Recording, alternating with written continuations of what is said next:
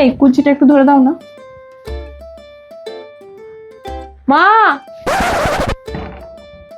কি হলো, তুমি ছেড়ে দিলে?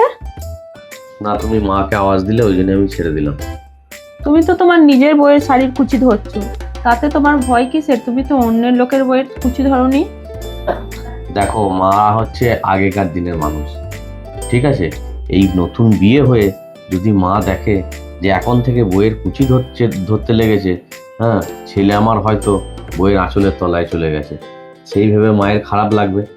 সেই কারণে আমি তোমার মাকে আওয়াজ দিলে কুচিটা আমি ছেড়ে দিলাম। আমি যেটা মনে করি, ভালোবাসা থাকা উচিত, কিন্তু গুরুজনদের সামনে কোনো সময় ভালোবাসা দেখাতে নেই। আর ভালোবাসাটা হচ্ছে একান্ত জিনিস, একান্ত আপন জিনিস।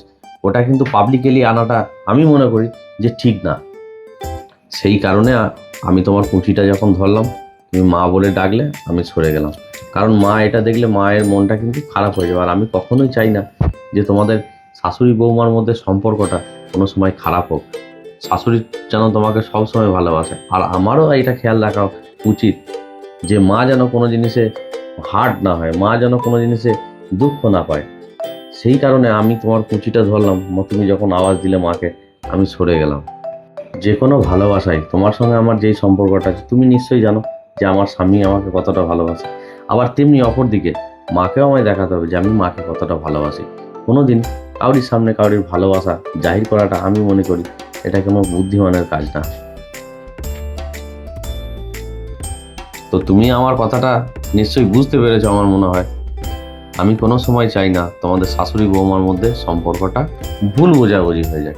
আর সেই সম্পর্কটাকে ভালো রাখার দায়িত্ব কিন্তু সম্পূর্ণ আমার। সেই জন্য আমি চাইবো যে তোমার কাছে আমি তোমার মতন থাকবো, মায়ের কাছে আমি মায়ের মতন থাকবো। তাহলে পরে কি কোনো দিনই তোমাদের সম্পর্কের মধ্যে খারাপ কিছু আসবে না। বুঝতে পারলে? হ্যাঁ হ্যাঁ, আমি সব বুঝতে পেরেছি, তুমি কি বলতে চাইলে আমি একদম বুঝে গেছি। চলো এবার। চলো। চলো।